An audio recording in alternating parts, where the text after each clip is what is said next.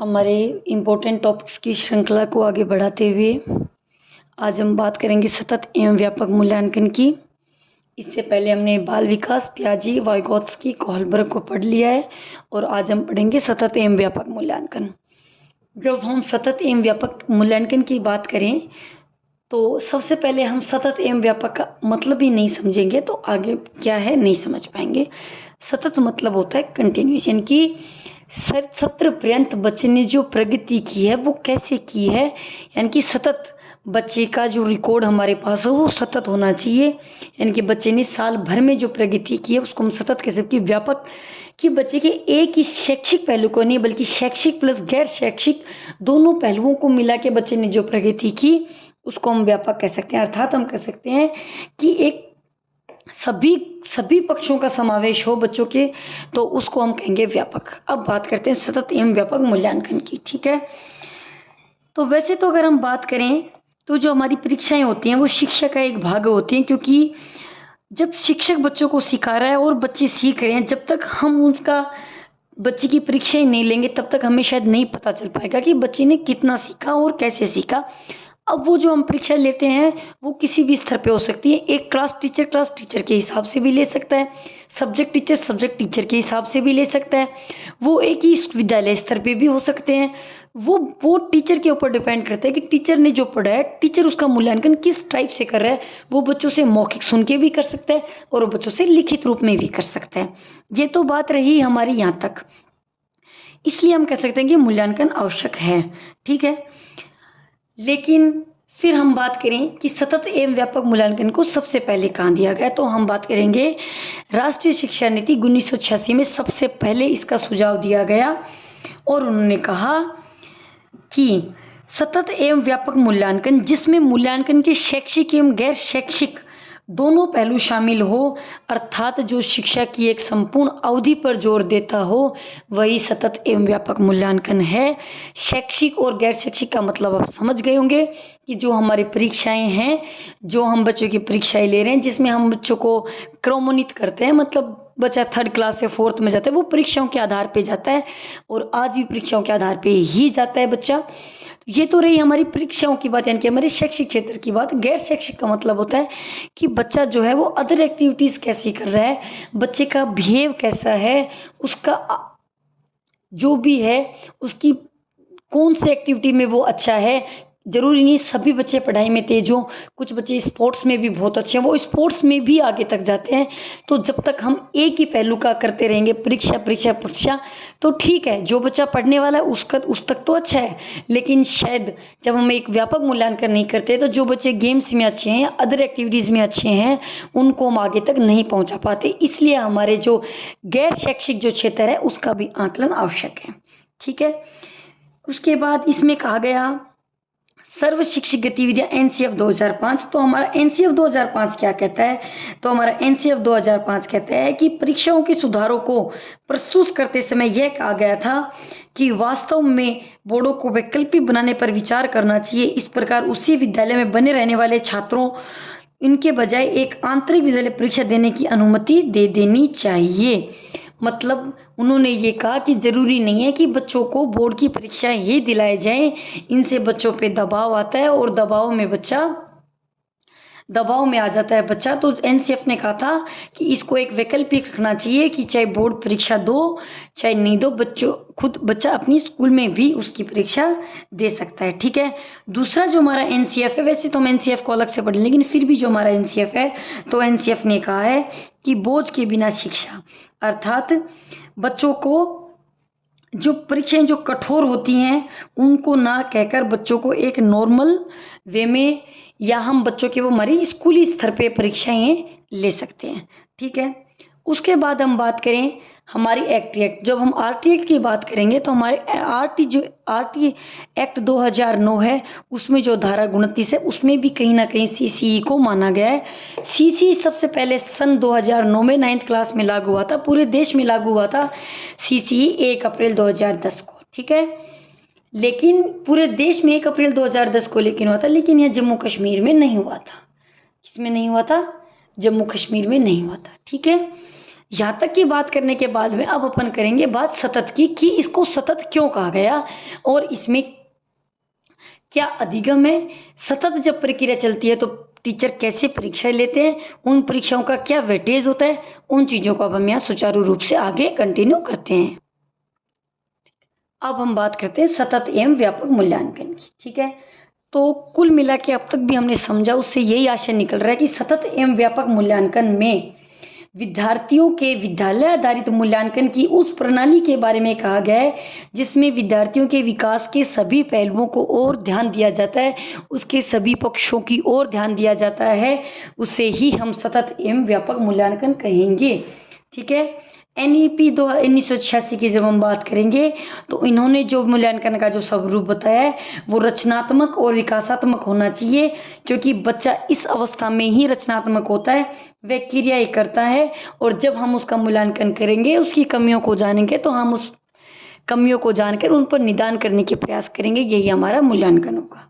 ठीक है, अब हम बात करें कंटिन्यूअस सतत। तो सबसे पहले होता है लर्निंग, यानी कि अधिगम, यानी कि बच्चा क्या सीखा। ठीक है, सीखने के बाद हम बच्चे का करते हैं फॉर्मेटिव, फॉर्मेटिव के बाद में करते हैं हम समेटिव। समेटिव होता है, हम कह सकते हैं इसको, हम कह सकते हैं हाफ ईयरली, और इसको कह सकते हैं हम एनुअल एग्ज़ाम। इसके अंदर होते हैं दो टाइप के एग्ज़ाम, जबकि फॉर्मेटिव होता है निर्माणात्मक। निर्माणात्मक का मतलब होता है कि इसको हम कह सकते हैं निर्माणात्मक को, जैसे ये हमारे जो यूनिट टेस्ट होते हैं, ओके, कौन से टेस्ट होते हैं, हमारे यूनिट टेस्ट होते हैं, जो हर 2 महीने पे होते हैं, या मतलब हमारी जो स्कूलें हैं उनमें हमारे 4 यूनिट टेस्ट होते हैं, 2 जो होते हैं वो हमारे हाफ ईयरली से पहले हो जाते हैं। ठीक है, और जो 2 होते हैं वो हमारे हाफ ईयरली के बाद में होते हैं। ठीक है, इनमें जो वेटेज रखा गया है वो हमारे 10-10 नंबर का रखा गया है। ओके, तो 40 नंबर जो एक बच्चा कैरी करता है वो करता है फॉर्मेटिव से, और 60 नंबर जो बच्चा होता है वो करता है अपने समेटिव से। समेटिव 2 होते हैं, एक हाफ ईयरली होता है वो 30 नंबर का होता है, जो एनुअल होता है वो भी 30 नंबर का होता है। अब आप मुझसे प्रश्न करोगे कि फॉर्मेटिव को सीखने के लिए आकलन, जबकि समेटिव को सीखने का आकलन क्यों कहा गया है, तो ये मैं आपको बताना चाहूँगी। सीखने के लिए आकलन, सीखने के लिए आकलन का मतलब होता है कि फॉर्मेटिव, कि बच्चा जब सीख रहा है तो उसका सीखते सीखते जो हम आकलन करते रहते हैं कि बच्चे ने कहाँ सीखा, कहाँ उसने कमी रखी, तो उसको हम कहते हैं कि यहाँ सीखने के लिए आकलन हो रहा है, कि अगर इन टेस्टों में कोई कमी आएगी तो हम इम्प्रूव करेंगे, उसमें दोबारा जो टेस्ट लेंगे उसमें वो कमियाँ नहीं होए, या हम बच्चों की रेमेडियल टीचिंग करेंगे, डायग्नोसिस यानी कि उसके जो कमियाँ हैं उनको जानेंगे और उन पर विचार करेंगे।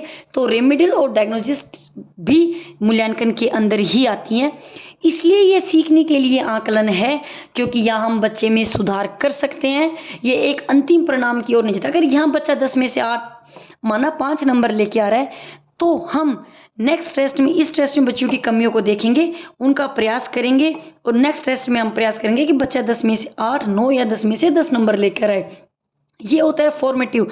लेकिन जब हम डायरेक्ट उसका हाफ ईयरली लेते हैं, और अगर तब बच्चे के 30 में से 15 नंबर आ रहे हैं, तो वह नंबर में कोई परिवर्तन नहीं हो सकता, वह अंतिम परिणाम को प्रभावित करेंगे। कौन से परिणाम को, हमारा जो अंतिम परिणाम होगा उसको प्रभावित करेंगे।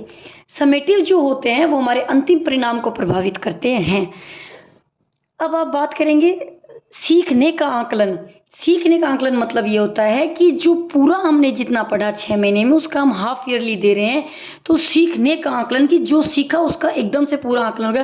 लेकिन यहाँ था सीखने के लिए आकलन, कि अगर यहाँ कोई कमी होती है तो बच्चों में हम जो अंतिम परीक्षा है उस तक सुधार कर सकते हैं। जबकि सीखने का आकलन जो होता है हमारा पूर्ण परिणाम के रूप में आता है, अगर बच्चा इसमें फेल है तो वो फेल है, उसको अगली कक्षा में क्रमोन्नत नहीं किया जाएगा। और अगर हम यहाँ बच्चे में सुधार करते हैं तो बच्चा हो सकता है कि अपने अंतिम परिणाम को प्रभावित करे, अंतिम परिणाम अच्छा दे। क्वालिटी क्वांटिटी, यहाँ सिर्फ अगर हमारा दायरा है कि बच्चे को 100 में से 36 नंबर आएंगे तो उसको पास कर दिया जाएगा, तो यहाँ बच्चे को अगर बच्चा 36 नंबर लाए तो हम उसको पास कर देंगे।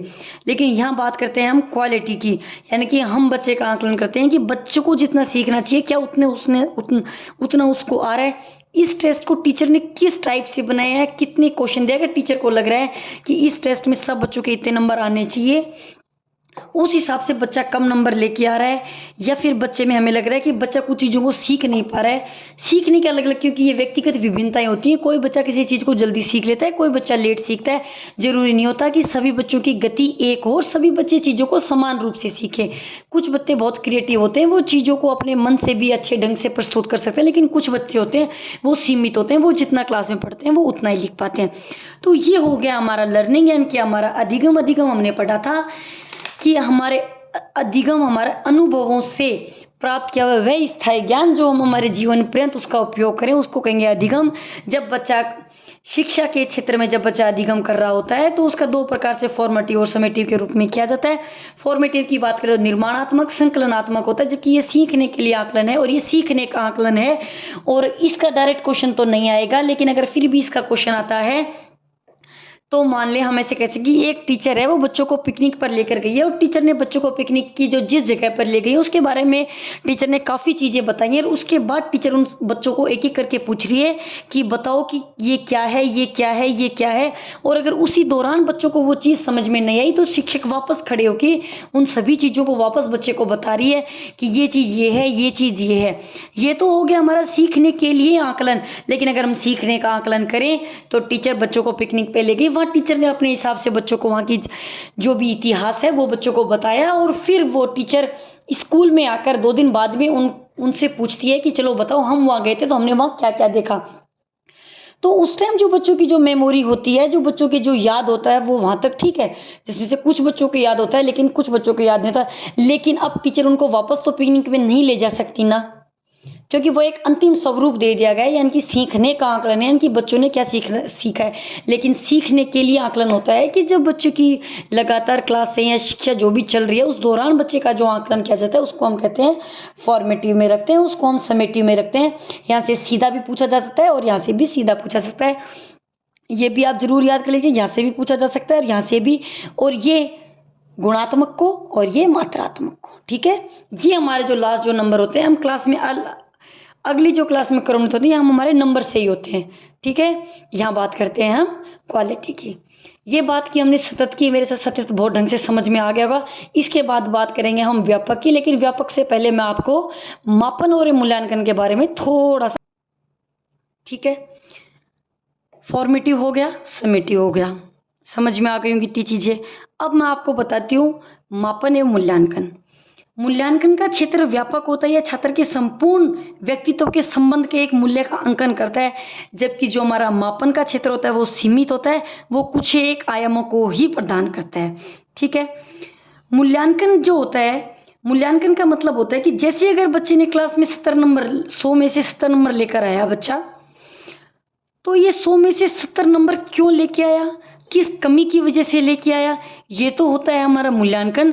जबकि जो हमारा मापन है वो हमारा डायरेक्ट ये निर्देशित करता है कि बच्चा 100 में से 70 नंबर लेकर आया है, ठीक है। बात करें मूल्यांकन की, तो मूल्यांकन में गुणात्मक एवं परिमाणात्मक दोनों प्रकार के ही निर्णय किए जा सकते हैं, जबकि जो हमारा मापन होता है वह परिमाणात्मक होता है। मैंने आपको अभी भी बताया, मैं पहले भी, मूल्यांकन का मतलब होता है शैक्षिक एवं गैर शैक्षिक सभी पहलुओं सम्मिलित होते हैं, जबकि जो हमारा मापन है, मापन जो हम मार्क्स लेके आते हैं उन्हीं को प्रदर्शित करता है, ठीक है। तो अगर मापन या मूल्यांकन में कहीं भी आपसे अंतर पूछा जाएगा, बाकी तो देखो ऐसा नहीं होता है, क्योंकि इसमें खुद में इतना कुछ है तो इसको मापन तक जाने की जरूरत नहीं होती। लेकिन फिर भी उदाहरण के तौर पर हम कह सकते हैं कि मान लो एक पर्सन आ जाए कि एक बच्ची ने क्लास में 100 में से 70 नंबर लेकर आई है, तो शिक्षक, तो इसमें उसका मापन या मूल्यांकन क्या हुआ, तो हम कहेंगे सीधा मापन है। लेकिन एक टीचर ने क्वेश्चन किया कि वह 70 नंबर लाई है, वो क्यों लाई है, किस कमी की वजह से लिखे, तो ये उसका मूल्यांकन हो गया, यानी उसके मूल्यों का अंकन हो गया। आखिर किस कमी की वजह से, इसमें कोई टीचर की कमी है या फिर बच्चे की कमी है या फिर जो भी है, तो इसको हम अपने मूल्यांकन से ऐड करेंगे। उसके बाद हम बात करेंगे हमारे कंप्रेहेंसिव यानी व्यापक की। व्यापक में मतलब है हमारा शैक्षिक एवं से शैक्षिक क्षेत्र से, ठीक है। शैक्षिक क्षेत्र, शैक्षिक मतलब पढ़ाई से संबंधित हो गया।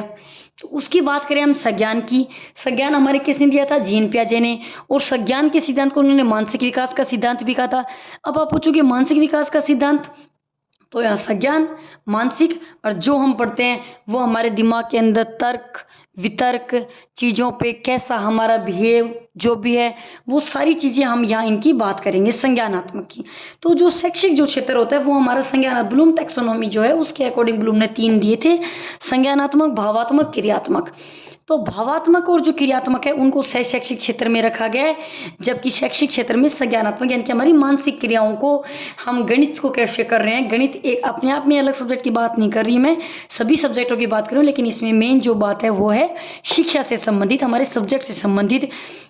इसमें जो है भाव यानी कि हमारी आदतें कैसी हैं, हमारा जो व्यवहार कैसा है, हमारी पर्सनैलिटी कैसी है, हम दूसरों के सामने किस टाइप से खुद को प्रस्तुत कर पा रहे हैं, ये चीज़ें हमारी शैक्षिक में आएंगी। हम क्या एक्टिविटीज़ कर रहे हैं, हम स्कूल में किसी को मार रहे हैं, हम सबके साथ प्यार से रह रहे हैं, या हम मॉनिटर हैं, या हम स्पोर्ट्स में अच्छे हैं, या हम कुकिंग क्लासेस में अच्छे हैं, कि ये जो भी हमारे शैक्षिक क्षेत्र होते हैं वो हमारे भावात्मक और क्रियात्मक के अंदर आते हैं। तो ये बात करेंगे हम हमारे कंप्रेहेंसिव की, किसकी, व्यापक की। और उसके बाद आती है हमारी मूल्यांकन की विधियां, मतलब कि जब हम बच्चों का मूल्यांकन कर रहे हैं तो हम किन किन विधियों से करते हैं। तो हम मौखिक परीक्षाओं से भी कर सकते हैं, ज़रूरी नहीं है कि हमने जो पढ़ाया है उसका हम रिटन पेपर लेकर ही उसका करें, ऐसा नहीं है। टाइम की कमी हो या कुछ भी हो तो हम बच्चों से आज हमने जो पढ़ाया वो 2 दिन बाद में हम बच्चों से सुन के भी उसकी परीक्षाएं ले सकते हैं।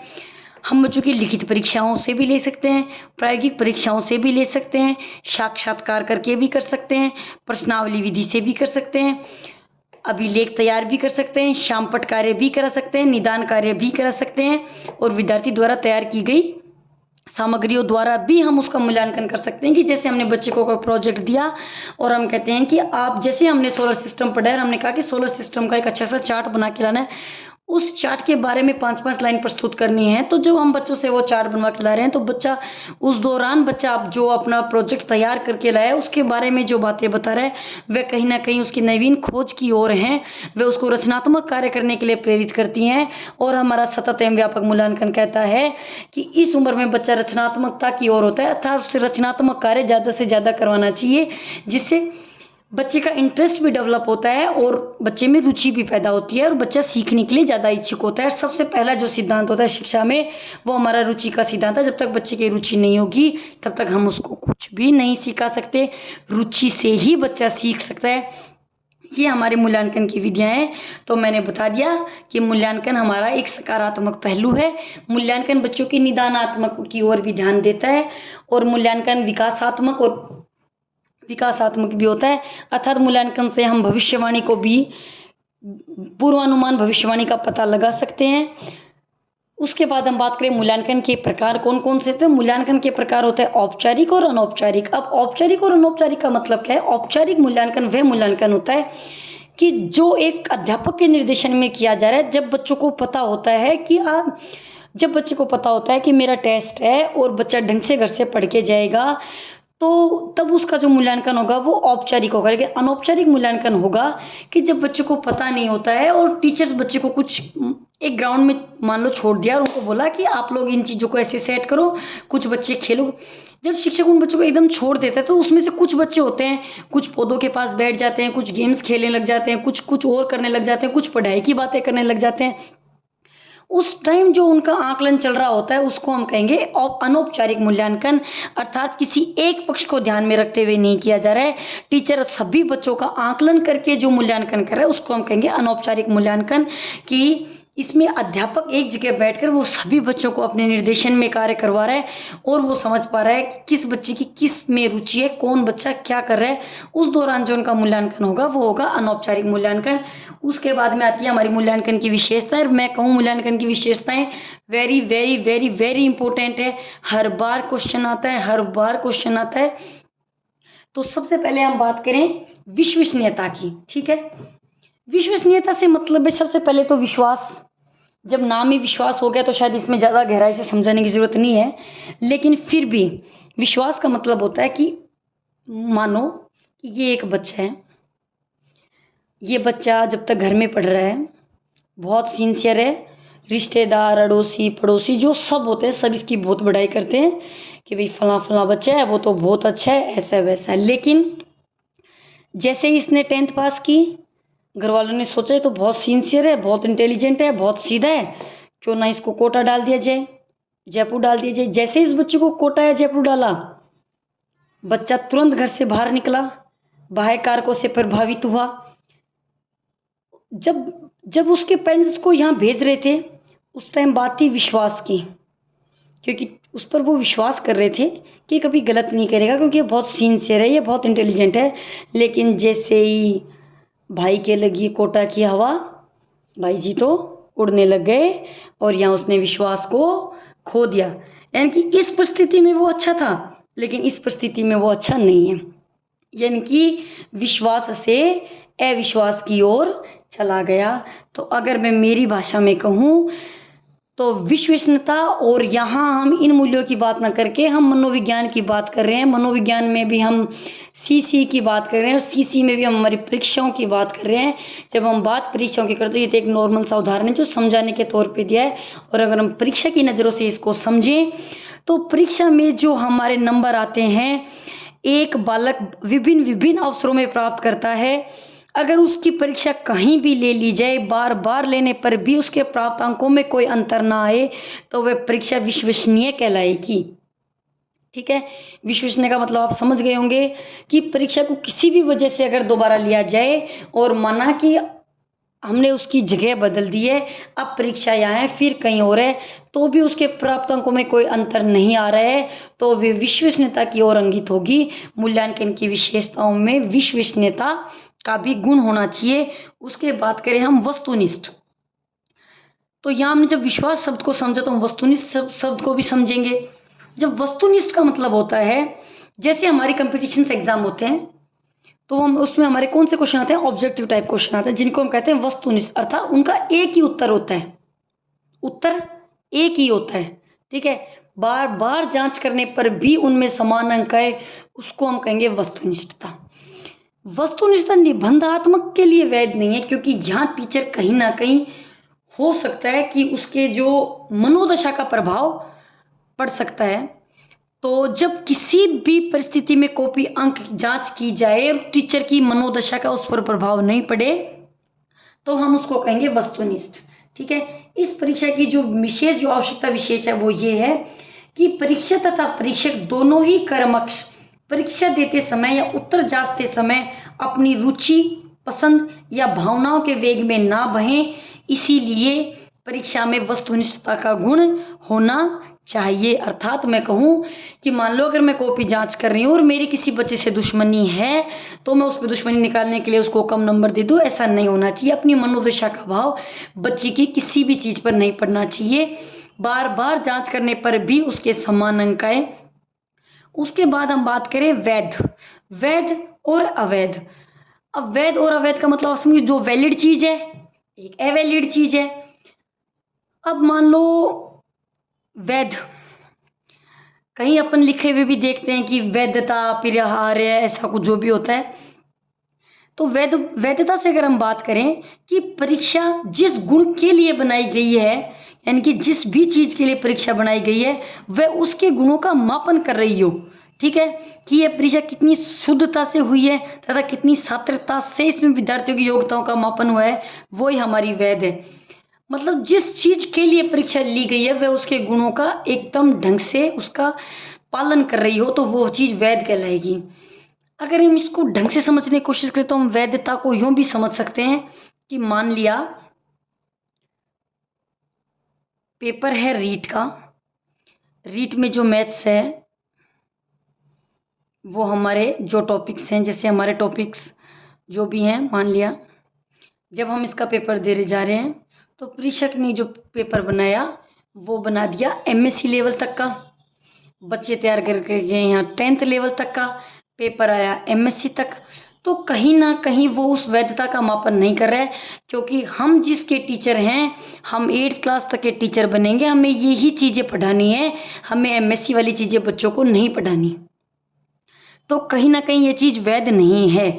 विभेदकारिता, विभेदकारिता का गुण आवश्यक इसलिए भी होता है और आवश्यक होना भी चाहिए विभेदकारिता का गुण, कि एक परीक्षा में यह विशेषता होनी चाहिए कि तीव्र, सामान्य एवं पिछड़े छात्रों में विभेद कर सके, अन्यथा परीक्षा अथवा प्रयुक्त प्रश्न का उद्देश्य पूरा नहीं होता। अगर मान लो सभी बच्चे 100 में से 80-80 नंबर लेकर आए तो क्या वह परीक्षा विभेदकारिता होगी? बिल्कुल भी नहीं होगी। हर परीक्षा जब सब बच्चे 100 में से 80-80 नंबर लेकर आएंगे तो किसको फर्स्ट रैंक, किसको सेकंड रैंक कैसे दे पाएंगे? हम बच्चों की रिमेडियल टीचिंग कैसे कर पाएंगे? हम बच्चों की कमजोरियों को कैसे जान पाएंगे? तो इसलिए विभेदकारिता का जरूरी है कि जब भी टीचर प्रश्न पत्र बनाए तो वह प्रश्न पत्र में ऐसे प्रश्नों का समावेश रख सके कि जिस बच्चे ने विषय को बहुत गहराई से पढ़ा है, कुछ बच्चों ने ऊपर से पढ़ा है। अगर प्रश्न पत्र एकदम इजी आ जाएगा तो बच्चे एकदम भी नॉर्मल जो बच्चे पढ़ के हैं वो भी उस क्वेश्चन कर देंगे। तो फिर जो बच्चों ने बहुत गहराई से पढ़ा है उनका कहीं ना कहीं कोई महत्व नहीं रहेगा। फिर तो गधे घोड़े एक वाली बात हो जाएगी। तो हमें गधे घोड़े एक ना करके हमें बच्चों की प्रतिभाओं को पहचानना है, और प्रतिभाओं को पहचानने के लिए विभेदकारिता का होना बहुत जरूरी है। उसके बाद बात करें हम व्यापकता की हमने पीछे भी बात की थी, और हम यहाँ भी कह रहे हैं कि जो मूल्यांकन होता है उसका जो क्षेत्र होता है वो व्यापक होता है, जबकि हमारे मापन का जो क्षेत्र होता है वो संकुचित होता है। जो हमारा मापन होता है वो हमारे अंकों को प्रदर्शित करता है, जबकि जो हमारा मूल्यांकन होता है वह हमारे दोनों गुणों को, परिमाणात्मक और गुणात्मक दोनों जो पहलू होते हैं उनका समावेश होता है। जबकि हमारे मापन में हमारे परिमाणात्मक अर्थात हम कितने नंबर लेकर आ रहे हैं यह चीज़ उसमें हमारी प्रदर्शित करती है। ठीक है, मूल्यांकन की विधियां होंगी, मूल्यांकन के प्रकार हो गए, मूल्यांकन की विशेषताएं होगी। बात करें मूल्यांकन की विशेषताओं से क्वेश्चन जरूर आता है। विश्वसनीयता का मतलब आप समझ गए होंगे। कहीं भी किसी भी जगह अगर बच्चे की परीक्षा ली जा रही है और बच्चों के अंतरों में कोई नंबर नहीं आ रहा तो उसको हम वस्तुनिष्ठता का मतलब है कि बार बार कॉपी जांचने पर भी बच्चे के सेम नंबर आए। अर्थात मैं अपनी भाषा में कहूँ तो शिक्षक का बच्चों की मनोदशा या खुद का जो आवेग है उनका बच्चों की जो कॉपी है उस पर कोई प्रभाव नहीं पड़े। दूसरी है वैध, यानी कि अगर पेपर आरएस का है तो पेपर आरएस को लेवल का ही बनाया जाए। जरूरी नहीं है कि आरएस का पेपर को हम ऐसे बना दें कि जो उस सिलेबस में नहीं है वो चीज़ें भी हम उठा के डाल दें, तो ऐसा नहीं है। अगर मान लो हम संगणक का पेपर दे रहे हैं तो संगणक में कहीं ना कहीं ये जो जॉब है, ये जो डाटा सर्वे की जो जॉब है, अगर उसमें हम बच्चों को स्टैटिक्स की ना देकर अलग सी मैथ उठा के दे देंगे तो वो बच्चा आगे जाके क्या करेगा। तो ये होती है हमारे मूल्यांकन की विशेषताएं। इसके बाद में हम बात करेंगे कि मूल्यांकन प्रक्रिया कैसी है।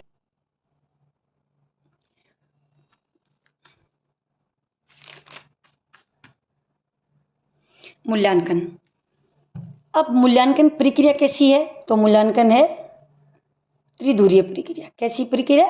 त्रिध्रुवीय प्रक्रिया। क्यों है? क्योंकि अब ऐसा नहीं है कि यहाँ से कोई क्वेश्चन है ये अनइम्पोर्टेंट चीज़ है, ये बिल्कुल इम्पोर्टेंट चीज़ है और यहाँ से क्वेश्चन बनता भी है, और मैं आपको बताऊँ भी कि इससे क्वेश्चन संबंधी जो क्वेश्चन है वो उद्देश्य, यानी कि हम इसको कह सकते हैं कि सबसे पहले हमारे उद्देश्य निर्धारित होने चाहिए। जब तक हमारे उद्देश्य निर्धारित नहीं होंगे तब तक हम कोई प्रक्रिया आगे नहीं कर पाएंगे। जब तक हम क्रिया नहीं करेंगे अर्थात कोई प्रक्रिया नहीं करेंगे तब तक हम अनुभव ग्रहण नहीं करेंगे। तब तक हम अनुभव ग्रहण नहीं करेंगे तब तक हमारे व्यवहारों में कोई परिवर्तन नहीं होगा। तब तक हमारे व्यवहारों में कोई परिवर्तन नहीं होगा तब तक हमारा मूल्यांकन नहीं होगा। ठीक है, तो मूल्यांकन की प्रक्रिया में निर्देश जो हमारे उद्देश्य होते हैं वो निश्चित होने चाहिए, स्पष्ट होने चाहिए। उद्देश्य के आधार पर ही हम अनुभव ग्रहण करते हैं और उसके आधार पर ही हमारा मूल्यांकन होता है। कि एक बच्चा है अगर वो गेम्स में अच्छा है तो क्या उसका मूल्यांकन हम कक्ष में कर सकते हैं? नहीं, उसका मूल्यांकन करने के लिए हमें उसको फील्ड में छोड़ना पड़ेगा। वहाँ हम जो भी टीचर्स हैं उनसे देखेंगे कि बच्चा कुश्ती कैसी कर रहा है, बच्चा क्रिकेट कैसा खेल रहा है। तो इसके लिए हमारा मूल्यांकन एक उसके ही वातावरण में होना चाहिए। उसके बाद करें उपयोग की, तो पूर्व कथन तथा भविष्यवाणी, यानी कि मूल्यांकन से हम बच्चों की भविष्यवाणी किसी हद तक कर सकते हैं। परामर्श तथा निर्देशन का मतलब होता है कि जब हम मूल्यांकन कर रहे होते हैं और जब हमें पता होता है कि बच्चों में ये कमियां हैं तो वो हम दूर कर सकते हैं। दूसरी बात है तुलना, यानी कि हमने विभेदकारिता को पढ़ा था। विभेदकारिता का मतलब होता है कि तीव्र और जो मध्यम जो बच्चे होते हैं, कमज़ोर जो बच्चे होते हैं, उनमें हम विभेद कर सकते हैं, तुलना कर सकते हैं। संशोधन, यानी कि अगर बच्चों में कोई कमियां रह रही हैं तो हम उनमें संशोधन कर सकते हैं। इसीलिए ही मूल्यांकन किया जाता है। निदान मतलब होता है कि जब जिस दौरान टीचर पढ़ा रहा है उसके बाद में जब टीचर ने बच्चों का मापन किया तो उसमें जो कमियां आई हम उनका निदान कर सकते हैं, वर्गीकरण कर सकते हैं, अनुसंधान तथा शोध कार्य कर सकते हैं। बालकों के समझने में सहायता करता है मूल्यांकन, शिक्षण विधियों में बिल्कुल सुधार करता है। माना कि मैं 2nd-3rd क्लास में जाके मैं व्याख्यान विधि से बच्चों को पढ़ा के आ रही हूँ, तो बच्चों को वहाँ कुछ समझ में नहीं आ रहा, सभी बच्चे बैठे बैठे नींद के लटके ले रहे हैं, तो उस टाइम हमें जो शिक्षित किया जाएगा कि भाई कहीं ना कहीं हमें शिक्षण विधि में सुधार करना चाहिए और हम इस चीज़ को बच्चे को रचनात्मक तरीके से पढ़ा सकते हैं, चीज़ें दिखाकर पढ़ा सकते हैं, पाठ्यक्रम में संशोधन कर सकते हैं, विद्यालय प्रशासन में सुधार कर सकते हैं। कई बार जरूरी नहीं होता कि बच्चे की कमियां हो, जबकि विद्यालय में भी कुछ कमियां होती हैं और विद्यालय की जो कमियां होती हैं उनको दूर करने के लिए जो हमारा बनाया गया है वो होता है हमारा क्रियात्मक अनुसंधान। रीट में क्रियात्मक अनुसंधान को अलग से मेंशन किया गया है और यहाँ से एक क्वेश्चन पक्का आता है। और व्यक्तिगत विभिन्नताओं का ज्ञान, ठीक है, व्यक्तिगत विभिन्नताओं का ज्ञान बिल्कुल अपन ने मूल्यांकन के जो इतने पक्ष पढ़े हैं उनमें हम समझ गए होंगे। तो इन उपयोग कोई बड़ा मैटर नहीं है, यहाँ से कोई क्वेश्चन उठता भी नहीं है, उठता भी तो शायद मोस्टली जो होता है वो उपरोक्त सभी का ही इनका आंसर होता है। लेकिन उसके बाद में जो सतत एवं व्यापक जो मूल्यांकन हमने पढ़ा उसमें आप समझ गए होंगे कि कैसी प्रक्रिया, तो त्रिध्रुवीय प्रक्रिया है, लेकिन एडम्स नाम के जो मनोवैज्ञानिक थे उन्होंने इसको द्विध्रुवीय प्रक्रिया बताया है। ठीक है, किन किन का होना जरूरी, तो सबसे पहले उद्देश्य, अनुभव और मूल्यांकन। ठीक है, तो फिर छोटी मोटी जो बातें जिस आधार पे हमारे प्रश्न उठते हैं अगर हम उनकी बात करें तो अगर पूछा जाए कि हमारे मूल्यांकन की प्रकृति कैसी है, तो हमारे मूल्यांकन की जो प्रकृति है वो हमारी उपचारात्मक है और निदानात्मक है। बिल्कुल मैंने बताया था कि बच्चों की कमियों को, निदान मतलब बच्चों की कमियों को जानना, जबकि उपचार मतलब कमियों का उपचार करना। ये हमारे मूल्यांकन में है। जब तक हम बच्चों का मूल्यांकन नहीं करेंगे तो हमें पता ही नहीं चलेगा कि बच्चे की कहाँ कमियां हैं, और जब हमें बच्चों की कमियों का ही पता नहीं चलेगा तो हम बच्चों की कमियों को दूर नहीं कर सकते। इसलिए हम कह सकते हैं कि मूल्यांकन एक कैसी प्रक्रिया है, तो मूल्यांकन हमारी एक सकारात्मक प्रक्रिया है जो एक बच्चे को सकारात्मक मोड़ देती है। ठीक है, उसके बाद अगर हम बात करें तो हमने विशेषताएं पढ़ी थी। तो अगर हमसे पूछा जाए कि अच्छे प्रश्न पत्र की विशेषताएं कौन सी होती हैं, तो विश्वसनीयता, वस्तुनिष्ठता, वैधता, व्यवहारिकता, व्यापकता, इनके जो अलग से जो मेंशन है उनसे जो प्रश्न उठते हैं वो शायद आप कर लोगे, क्योंकि जब हमें वस्तुनिष्ठ, विश्वसनीयता इनका मतलब समझ में आ गया तो फिर चाहे क्वेश्चन की लैंग्वेज कोई हो हम उस। अब बात करें अपन मूल्यांकन की प्रक्रिया की, तो जब मूल्यांकन की जो प्रक्रिया होती है ये हमारे किसने दी थी, ब्लूम ने। ठीक है, अगर आपसे क्वेश्चन आता है कि मूल्यांकन की जो प्रक्रिया का संबंध किससे होता है, तो हम क्या कहेंगे, हमारे जो शिक्षण उद्देश्य हैं उनसे, शिक्षण उद्देश्य से, साधनों से, मूल्यांकन साधनों से और अनुभवों से। ठीक है, विभेदकारिता का आपको पता चली गया होगा। ठीक है, अच्छा, अगर यदि कोई प्रश्न पत्र है और उसमें टीचर ने कोई क्वेश्चन दिया और उसका जवाब सही बच्चे दे रहे हैं, तो क्या वह विभेदकारिता है या नहीं? नहीं, वो विभेदकारिता नहीं होगी, क्योंकि वो बच्चों में विभेद नहीं कर पा रही है। ठीक है, मूल्यांकन प्रक्रिया जो है वो हमारा त्रिभुज बनाती है, तो वह त्रिभुज किस किस का बनाती है, उद्देश्य का, अनुभव का और मूल्यांकन का। ठीक है, लेकिन जब हम मूल्यांकन की बात करें तो निबंधात्मक जो वस्तुनिष्ठ प्रश्न जो होता है उनमें मूल्यांकन इजीली हो सकता है, क्योंकि उसका जवाब एक होता है और हम इजीली। लेकिन जो निबंधात्मक जो प्रश्न है उसमें टीचर की कई बार मनोदशा का प्रभाव भी पड़ सकता है या बच्चे का खुद का भी कोई प्रभाव पड़ सकता है, जबकि वस्तुनिष्ठ जो परीक्षाएं होती हैं उनमें प्रश्न एक होता है, उनमें बाह्य चीज़ों का इतना प्रभाव नहीं पड़ता। और अब मूल्यांकन को यहीं पे समाप्त करते हैं, फिर करेंगे हम मूल्यांकन के कुछ MCQs जिनके आधार पर आपको मैं और ढंग से समझाने की कोशिश करूँगी। ओके, आज का सेशन हम यहीं समाप्त